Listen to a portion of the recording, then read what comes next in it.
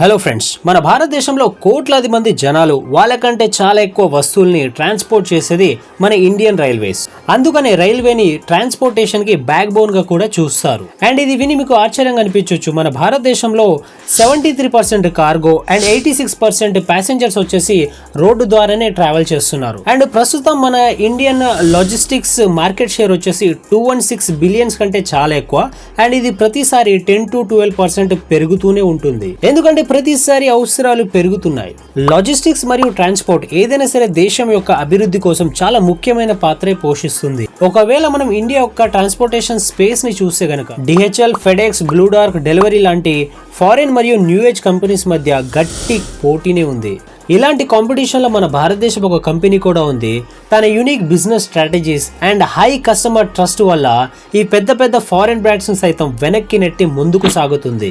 ఆ కంపెనీ పేరే VRL, Vijay Anand road lines. వీళ్ళ దగ్గర దాదాపు 6,000 ట్రక్స్ ఉన్నాయి. ఇది ఇండియాలోనే హైయెస్ట్. అందుకనే లిమ్కా బుక్ ఆఫ్ రికార్డ్స్ లో వీళ్ళకు స్థానం దక్కింది.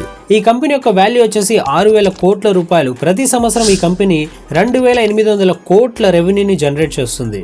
ఇక్కడ మనకు వచ్చే ప్రశ్న ఏంటంటే, అసలు ఇది ఎవరు స్టార్ట్ చేశారు, ఎట్లా స్టార్ట్ చేశారు? ఇంత పెద్ద బిజినెస్ ఎంపైర్ ని బిల్డ్ చేయడం, అది కూడా లాజిస్టిక్స్ సర్వీస్ లో, ఇట్స్ వెరీ డిఫికల్ట్ యూనో. అయితే మనం ఈ వీడియోలో VRL కంపెనీ గురించి ప్రతిదీ తెలుసుకుందాం. Hello guys, welcome to the channel. నా పేరు Sumanth and let's get started. అది 1976 సంవత్సరం. దేశంలో ఎమర్జెన్సీ, చాలా క్లిష్టతరమైన సిచ్యువేషన్. అదే టైంలో నార్థన్ కర్ణాటకలో గదగ్ అనే ఊరిలో డాక్టర్ విజయ్ సంకేశ్వర్ అనే వ్యక్తి వాళ్ళ నాన్న స్టార్ట్ చేసిన ప్రింటింగ్ ప్రెస్ బిజినెస్ లోనే జాయిన్ అవుతారు. కానీ అతనికి స్టార్టింగ్ నుంచి ట్రాన్స్పోర్టేషన్ బిజినెస్ లోనే ఇంట్రెస్ట్ ఉండేది. అందుకనే అతను విజయ్ ఆనంద్ రోడ్ లైన్స్ ని స్టార్ట్ చేస్తారు, VRL. అతను ఒక ట్రక్ కొని స్వయంగా దగ్గరలోని ఏరియాస్ లోనే సర్వీసెస్ ని ఇచ్చేవారు. దాని తర్వాత హుబ్లీ నుండి బెంగళూరు వరకు కూడా వాళ్ళ బిజినెస్ ని ఎక్స్పాండ్ చేస్తారు. ఇలా మెల్లిమెల్లిగా మరింతగా కష్టపడుతూ భారతదేశంలో 23 స్టేట్స్ లలో వీళ్ళ బిజినెస్ ని ఎక్స్పాండ్ చేస్తారు. అతనికి వాళ్ళ నాన్న స్టార్ట్ చేసినటువంటి ప్రింటింగ్ మీద కూడా ఇంట్రెస్ట్ ఉండడం తోటి 2003లో విజయ్ ఆనంద్ ప్రింటర్స్ ని కూడా స్టార్ట్ చేస్తారు. అందులో విజయ్ కర్ణాటక్ మరియు ఉషా కిరణ్ తో పాటు విజయ్ టైమ్స్ అనే ఇంగ్లీష్ పేపర్ ని కూడా స్టార్ట్ చేశారు. విజయ్ టైమ్స్ అనే పేపర్ ని టైమ్స్ ఆఫ్ ఇండియా 2006 లో అక్వైర్ చేసుకుంది. ఈ రోజు VRL కోర్ బిజినెస్ ట్రాన్స్పోర్టేషన్ దగ్గర భారతదేశంలో 1100 పికప్ పాయింట్స్ ఉన్నాయి. 17 కంటే ఎక్కువ హబ్స్ తో పాటు కన్నడ న్యూస్ పేపర్ విజయవాణి ప్రతిరోజు 8 లక్షల కాపీస్ లను సేల్ చేస్తుంది. స్టార్టింగ్ లో మన భారతదేశంలో నేషనల్ వైడ్ గా లాజిస్టిక్స్ కి రిలేటెడ్ గా ఎలాంటి రూల్స్ అండ్ రెగ్యులేషన్స్ లేవు. సో ప్రతి స్టేట్ వాళ్ళకు నచ్చినట్టుగా రూల్స్ అండ్ రెగ్యులేషన్స్ ని సెట్ చేసుకొని ఉన్నాయి. ఈ రూల్స్ వల్ల VRL కంపెనీ మీద ఎలాంటి ఎఫెక్ట్ పడలేదు. కానీ ఆ టైంలో ఫారిన్ కంపెనీస్ ఈ రూల్స్ అండ్ రెగ్యులేషన్స్ ని ఫాలో అవడం క్లిష్టతరంగా భావించి ఈ ఫీల్డ్ లో రావడమే మానేశాయి. దాని తర్వాత గవర్నమెంట్ ఈ లాజిస్టిక్స్ సర్వీసెస్ లో కీ చేంజెస్ ని చేసింది. దీనివల్ల వీళ్ళకి ఇంకా సులభతరమైంది. For example e way bill, e invoice, FASTag, GST based toll collection. దీంతో పాటు ప్రైమ్ మినిస్టర్ నరేంద్ర మోడీ గారి కల ఏంటంటే 2030 కల్లా ఇండియాని వరల్డ్స్ 3rd లార్జెస్ట్ ఎకానమీగా బిల్డ్ చేయాలి. ఇందులో డొమెస్టిక్ మరియు మ్యానుఫ్యాక్చరింగ్ కీ రోల్ ప్లే చేస్తుంది. ఏదైనా సరే కంపెనీ ఇండియాలోకి వెల్ సెటప్ అవ్వడానికి కావాల్సింది లో ట్రాన్స్పోర్టేషన్ కాస్ట్. మన ఇండియాలో ట్రాన్స్పోర్టేషన్ కాస్ట్ 12 to 14% ఉంటే అదే చైనాలో జస్ట్ 7 to 8% మాత్రమే ఉంది. దీనికోసం మన గవర్నమెంట్ 2021లో NLP ని లాంచ్ చేసింది, అంటే national logistics policy. And national scrappage పాలసీని కూడా అనౌన్స్ చేసింది. నేషనల్ లాజిస్టిక్స్ పాలసీ ద్వారా సబ్సిడీస్ ని ప్రొవైడ్ చేస్తుంది. ఇంకోవైపు స్క్రాపేజ్ పాలసీతో 15 ఇయర్స్ దాటిన కమర్షియల్ వెహికల్స్ మరియు 20 ఇయర్స్ దాటిన ప్యాసింజర్స్ వెహికల్స్ యొక్క ఫిట్నెస్ టెస్ట్ ని చేస్తారు.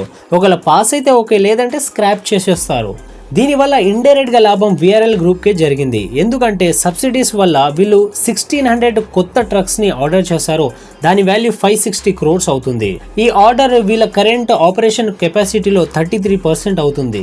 ఇంకోవైపు వీళ్ళ కాంపిటీటర్స్ అయినటువంటి బ్లాక్ బగ్, డెలివరీ, రివిగో, ఈ కంపెనీస్ అన్ని ఇంకా హెవీ లాసెస్ లోనే నడుస్తున్నాయి. ఈ కంపెనీస్ అన్ని B2C మోడల్లోనే వర్క్ చేస్తున్నాయి. అంటే పికప్ పాయింట్ దగ్గర నుంచి వెళ్ళి కస్టమర్ డోర్ స్టెప్ వరకు ఆర్డర్ ని డెలివర్ చేయాల్సి ఉంటుంది. ఇందులో మల్టిపుల్ కంపెనీస్ తోటి కొలాబ్ అవ్వాల్సి ఉంటుంది. సో వీళ్ళకు ప్రాఫిట్ వచ్చేది చాలా తక్కువ. అదే VRL చూస్తే B2B సర్వీస్ మీదనే ఫోకస్ చేస్తుంది. పెద్ద పెద్ద ఇండస్ట్రీస్ మరియు బిజినెస్ లకు వీళ్ళు తక్కువ ప్రైస్ కే సర్వీసెస్ ని ప్రొవైడ్ చేస్తారు. ఇలా ఈ కంపెనీ పెద్ద పెద్ద డీల్స్ లను నెగోషియేట్ చేస్తూ మంచి ప్రాఫిట్ ని జనరేట్ చేస్తుంది. ఒకవైపు పెద్ద పెద్ద కంపెనీస్ రెసెషన్ కారణంగా ఎంప్లాయీస్ అందరిని తీసేసి లాస్ లోనే నడుస్తుంటే, అదే విఆర్ఎల్ కంపెనీ 2400 కోట్ల రెవెన్యూని జనరేట్ చేసి 150 క్రోర్స్ ప్రాఫిట్ ని కూడా సంపాదించింది. 2015-16 లో ఈ కంపెనీని పబ్లిక్ కూడా చేశారు. దీంతో పాటు విఆర్ఎల్ యూనిక్ ఆపరేషన్ మోడల్ ని యూజ్ చేస్తుంది. Other groups hub and spoke model ని యూజ్ చేస్తాయి. హబ్ అంటే ఒక మెయిన్ రీజియన్ నుంచి చిన్న చిన్న సిటీస్ కి లాజిస్టిక్స్ సర్వీస్ ని ఇస్తుంది.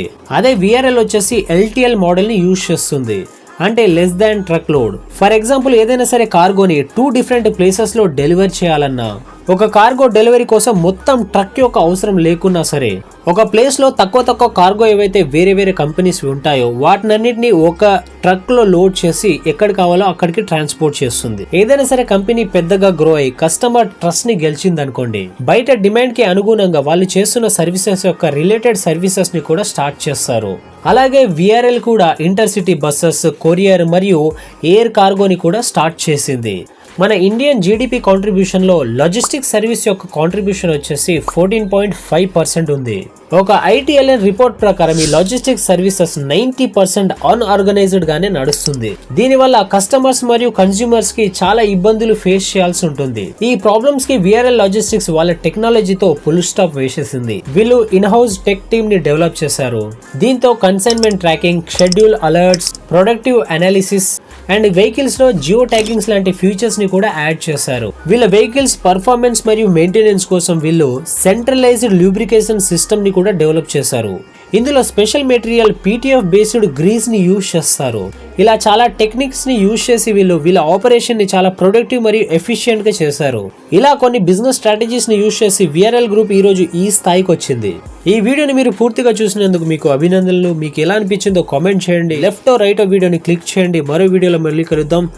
జై హింద్.